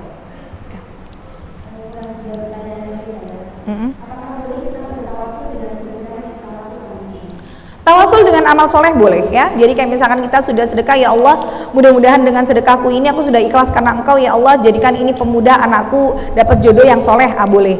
Tapi kalau misalkan bentuknya gini, aku sedekah niatnya biar apa, anakku enteng jodoh, nah itu jadi syirik. Jadi ketika kita beribadah langsung diniatin kepengen dapat apa, itu ada mobil Pajero, keren banget, tak sholawatin gitu ya, Allahumma sholli ala Muhammad, Allahumma sholli ala Muhammad, sholawatnya biar apa, biar dapat Pajero misalkan begitu, itu jadi syirik. Tapi ketika kita ibadah karena Allah, sedekah karena Allah, sholawat karena Allah, kemudian jadikan itu sebagai lambaran doa, ya Allah kalau kau lihat sedekahku, puasaku, sholat malamku sudah ikhlas karenamu ya Allah, aku berusaha menjalankan sesuai dengan tuntunan Rasul, jadikan ini pemudah bagi hamba dalam mencari rizki yang halal dan barokah, bla bla bla, boleh ya. Jadi tawasul dengan amal soleh boleh, tapi kalau beramal langsung diniatkan kepengen dunia itu menjadi bagian dari syirik.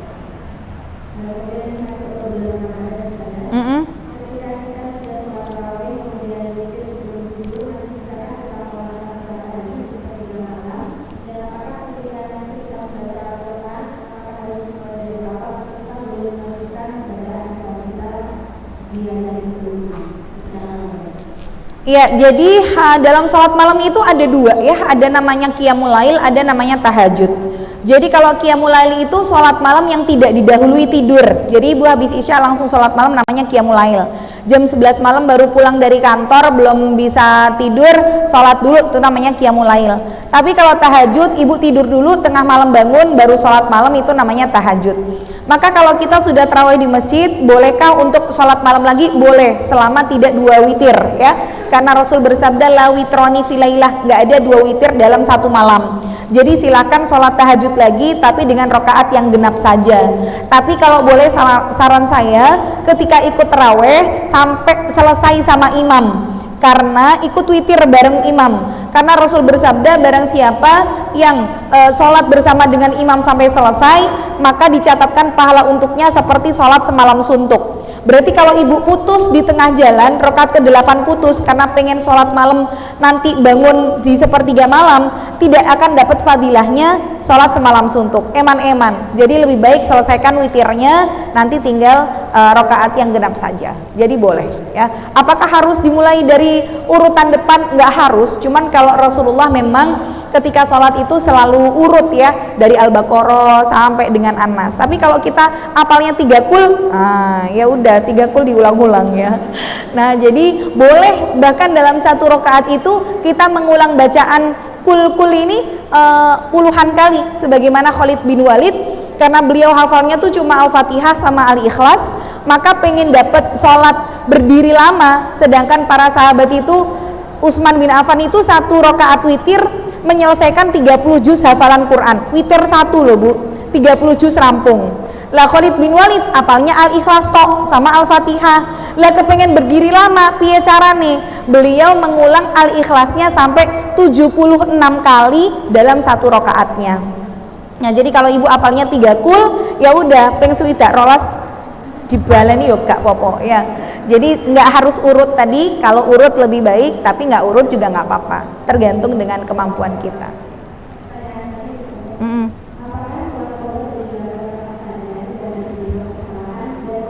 Sholat apa? Oh sholat taubat. Nama apa? Oh museumnya. Oh baik. Jadi sholat taubat boleh dilakukan kapan saja, asal tidak di waktu yang terlarang untuk sholat ya. Contoh misalkan ba'da subuh sampai matahari terbit, itu waktu terlarang untuk sholat, jangan sholat taubat. Ataupun waktu matahari sedang ada di atas kepala kita, itu juga terlarang. Ba'da asar sampai menjelang maghrib, itu juga terlarang. Jadi lebih afdolnya, lebih amannya sholat taubat dilakukan apa? Kalau nggak di waktu duha, waktu tahajud ya. Kalau nggak di waktu duha atau ba'da isya, nah itu lebih amannya. Jadi silahkan lakukan kapanpun, dan sholat taubat ini boleh digabung niat dengan sholat yang lain, karena menggabungkan sholat sunnah dengan sunnah itu boleh ya. Jadi misalkan ibu mau sholat sunnah setelah wudhu, sekaligus niat sholat taubat, sekaligus niat qobliyah, sekaligus tahiyatul masjid, boleh ya. Jadi dalam satu kesempatan 4-5 niat sholat sunnah silahkan dilakukan. Museum tadi namanya Museum Joko Tingkir. Jadi kalau ibu mau datang ya, saya sebut nama desanya. Desanya adalah Temboro di daerah Magetan, Jawa Timur. Saya perjalanan kalau naik tol lewat Tol Ngawi keluar itu paling sekitar 5 kiloan lah ya. Jadi dari sini jam 7 pagi sampai sana setengah 10 lah udah sampai. Mungkin bisa jadi pertimbangan ibu untuk sholat tahajud di sana, sholat raweh di sana ya, karena semalam 30 juz. Kalau udah Senin sampai Sabtu di sini, aduh biasa 1 juz gitu. Kita pengen cari sensasi, sholat 1 malam 30 juz. Nah di sana mulai dari maghrib. Jadi ibu berangkat dari sini asar, bada asar gitu, lewat Tawangmangu bisa, lewat tol bisa, sampai sana pas maghrib, pas mulai dari Al-Baqarah. Silahkan rasakan sensasinya sampai dengan menjelang sahur, sholat 30 juz ya. Gitu. Sudah.